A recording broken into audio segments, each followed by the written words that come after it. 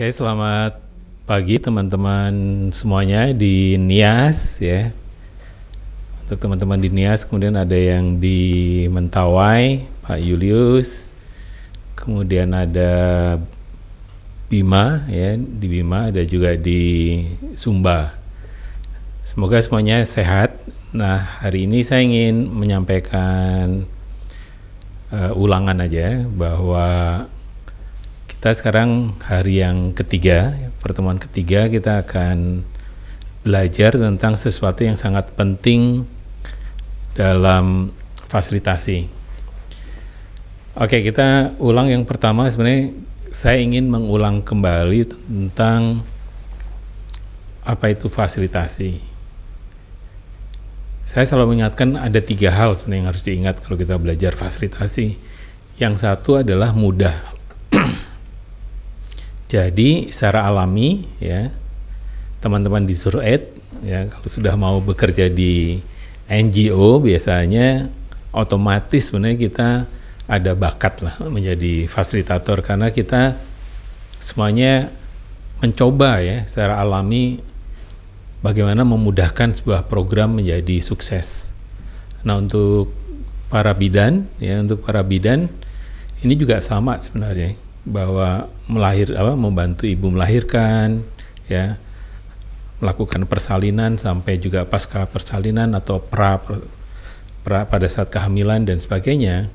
Tentu sebenarnya adalah tugas bidan sendiri itu secara otomatis adalah sebagai seorang fasilitator, yaitu memudahkan seorang ibu bisa dengan sehat melahirkan anak-anaknya.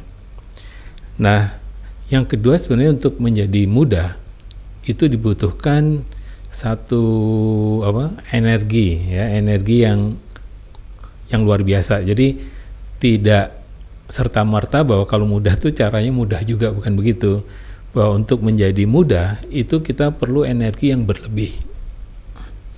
Oleh karena itu, mau tidak mau, biasanya seorang bidan yang sukses atau seorang CDO yang sukses, kita bisa lihat orangnya itu pasti energinya berlebih-lebihan, sehingga bisa tadi memudahkan sesuatu ya, memberikan misalnya dorongan semangat, kemudian ketika hadir ya, ikut rapat orangnya tuh terasa ada ya. Berbeda kalau misalnya untuk teman-teman yang energinya kurang, biasanya ikut rapat pun kita nggak melihat orang itu gitu. Kadang ada yang semacam itu. Jadi satu tadi, bagaimana caranya membuat mudah memang secara alami ada. Yang kedua adalah bagaimana kita mengeluarkan energi untuk membuat jadi mudah. Nah, yang ketiga sebenarnya adalah energi ini ada kalau kita kreatif sebenarnya. Jadi energi ini adalah daya kreatif. Jadi untuk menjadi mudah itu butuh 3 hal ini. Jadi mudah ya, fasilitasi itu bagaimana caranya membuat semuanya menjadi mudah atau membuat semua menjadi mungkin. Ya, jadi untuk fasilitator misalnya CDO yang fasilitatif gitu, maka dia menjadikan semua program yang susah apapun harus mungkin terjadi. Atau bidan yang ingin menjadi fasilitator, maka seorang bidan harus membuat prosesnya waktu menjelaskan apapun menjadi lebih mudah. Nah, oleh karena itu tadi butuh 2 hal. Satu, energi itu dari diri kita sendiri ya. Jadi bagaimana tubuh kita itu memancarkan energi. Jadi ya kayak kita bangun pagi misalnya, besok mau ke desa, kita bangun pagi, mandi, terus jalan semangat, itu sudah energi. Ya, orang juga akan melihat. Atau kalau teman-teman lihat semua teman-teman fasilitatornya Inspirit, itu ada yang bangun jam 4, jam 5 karena ada yang harus pindah tempat dan sebagainya. Dan kita juga persiapan untuk acara ini, kita sampai 2 kali gitu buat gladi resik gitu, karena tempat kita berjauhan. Oke.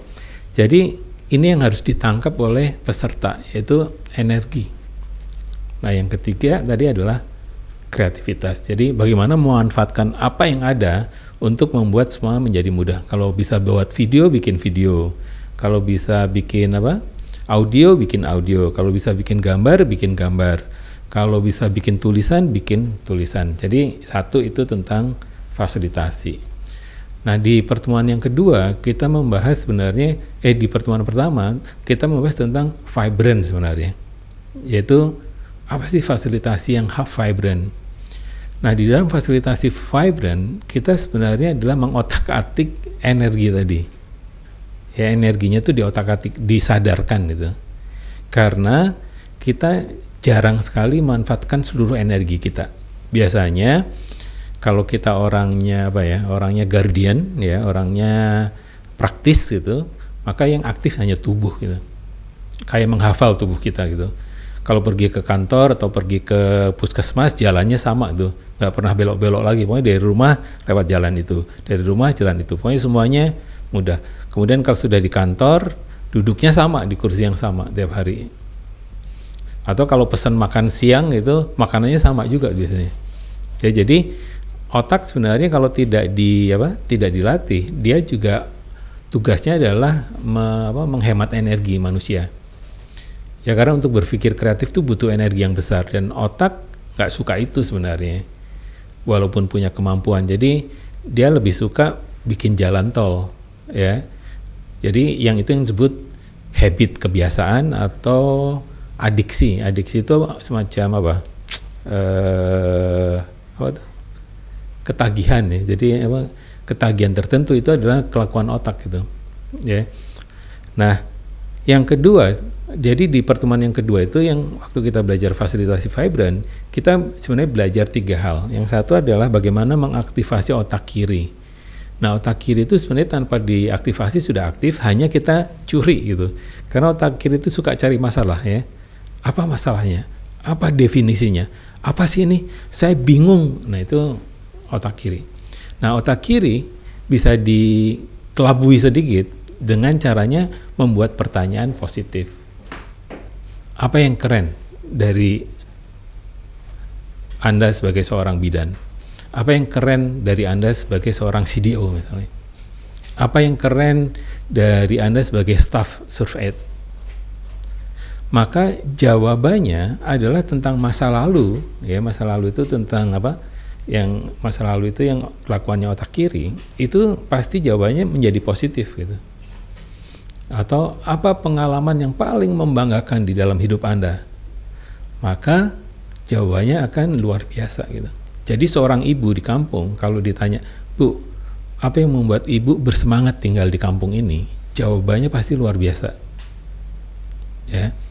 "Bu, apa yang membuat ibu betah tinggal di kampung ini?" Jawabannya pasti luar biasa. Tetapi kalau saya tanya, "Ibu, apa yang membuat ibu sengsara di sini?" Jawabannya juga sama, menyedihkan. Atau kalau pertanyaannya netral, "Bagaimana?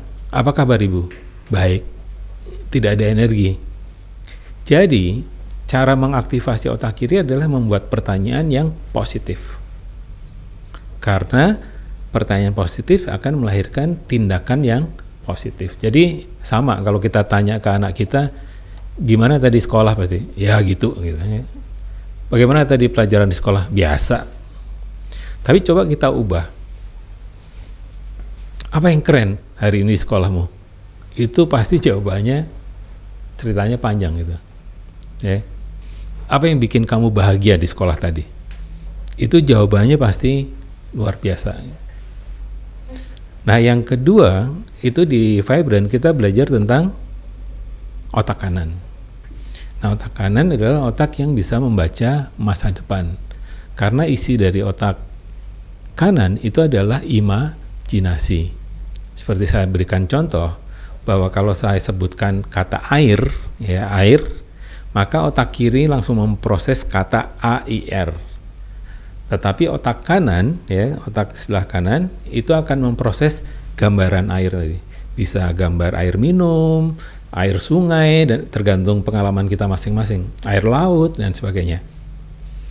Oke, jadi setiap otak kiri itu punya saudara kembarnya di otak kanan.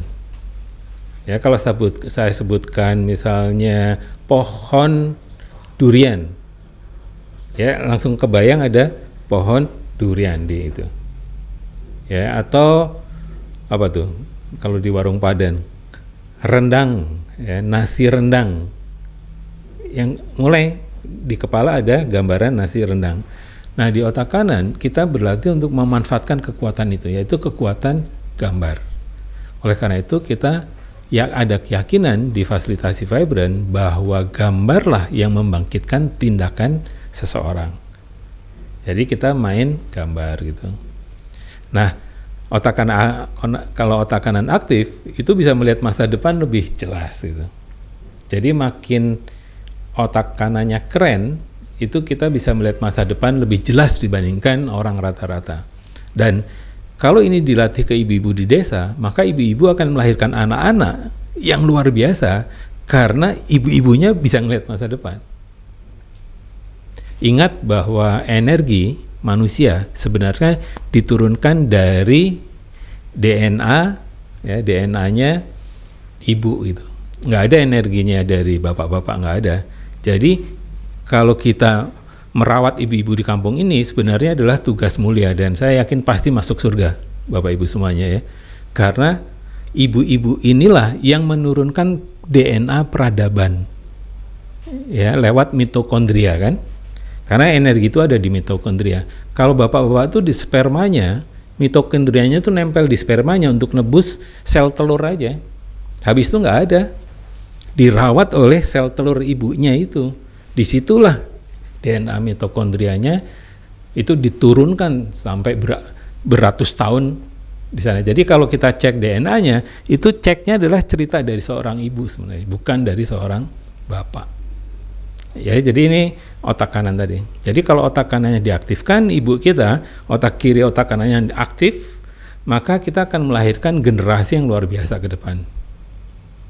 Oleh karena itu, di Vibrant dinyatakan kalau otak kiri dan otak kanan itu aktif, maka akan muncul yang namanya antusiasme, atau di dalam bahasa disebutkan Tuhan di dalam atau God inside. Ya, Tuhan di dalam. Kalau komputer kan Intel inside nih, ya. Cuma kalau di manusia itu God inside, Tuhan di dalam. Itu namanya antusiasme. Nah, kalau orang sudah antusias, jadi kalau seorang ibu tadi difasilitasi oleh para bidan dan CSO-nya Sur'ed itu luar biasa, maka akan terjadi sesuatu yang luar biasa di kampung-kampung karena ibu-ibunya semangat. Itulah yang kita bayangkan bahwa kenapa program Sur'ed itu hadir di desa-desa yang terpencil. Nah, terakhir yang ketiga adalah tentang virtual. Bagaimana merancang virtual? Perbedaan utama antara fasilitasi yang non-virtual itu adalah di teknologinya. Tetapi bahwa semuanya sama, harus membangkitkan antusiasme. Ini tidak mudah terus terang aja. Ya, kami cek lewat WA gitu, harapannya rame gitu ya. Tapi juga sulit. Jadi bukan berarti ada apa-apa, tapi ini memang teknologi itu sesuatu yang baru hadir. Sama juga saya gitu. Dulu saya sangat tidak suka dengan teknologi. Gara-gara pandemi inilah yang sebenarnya kami semua di tim terpaksa harus hijrah, ya. Hijrah ke teknologi ini. Belajar tentang WA, WhatsApp, belajar tentang YouTube, belajar tentang Zoom, belajar tentang kamera, belajar tentang mikrofon. Ini semua harus dilatih karena saya pun di sini berhadapan dengan sebuah kamera, tidak ada orang sama sekali. Ini adalah imajinasi. Kalau saya membayangkan ibu-ibu bidan, teman-teman teman-teman dari Sur'ed, itu hanya di dalam imajinasi, tidak ada di depan saya. Oke, jadi kita harus sungguh-sungguh sebenarnya kalau ingin belajar virtual. Bagaimana kita merancangnya? Bagaimana kita mempersiapkan diri? Nah, hari ini kita akan berlatih itu. Ya, jadi kita akan langsung bagi kelompok seperti biasa karena memang cara belajarnya harus langsung ya, nggak bisa oh Pak ini bagaimana caranya? Ya tadi harusnya ditanyakan di WA. Ya, jadi di WA sudah dikirimkan manualnya ya, bahan untuk bagaimana merancang. Nah, merancang itu adalah kemewahan seorang fasilitator. Ya, jadi waktu saya belajar fasilitasi di awal dinyatakan, akhirnya saya belajar bahwa fasilitator itu memberikan segalanya kecuali jawaban yang benar. Kebayang nggak? Kalau saya seorang bidan gitu gimana? Masa nggak boleh ngasih jawaban benar? Tergantung. Kalau waktu jadi fasilitator, jangan kasih jawaban. Cuma kalau udah nggak ada jawaban, ganti peran. Ibu-ibu semua, saya akan ganti peran sebagai seorang bidan. Saya akan jelaskan yang benar. Oke? Cuma kalau menjadi fasilitator, kita hanya membantu ibu-ibu itu punya jawaban sendiri. Sehingga suatu saat, kalau tidak ada seorang bidan atau seorang CDO, ibu-ibu di kampung bisa menjawab sendiri. Kalau tidak, itu pasti akan nunggu CDO dan bidan datang. Kalau ada masalah, nanti tunggu ibu bidan aja. Ibu bidan tuh bisa jawab apa-apa. Dia udah seperti malaikat. Atau tunggu CDO aja nanti dari Surveit. Mereka tahu segalanya. Kalau itu yang terjadi, kita justru bukan memperkuat masyarakat, tetapi justru memperlemah masyarakat. Dan yang capek kita sendiri. Oke, jadi kita akan langsung bagi kelompok dan selamat belajar ya, di kelompok masing-masing. Kalau ada apa-apa silakan bertanya, karena kita memang ada batas di penggunaan teknologi ya.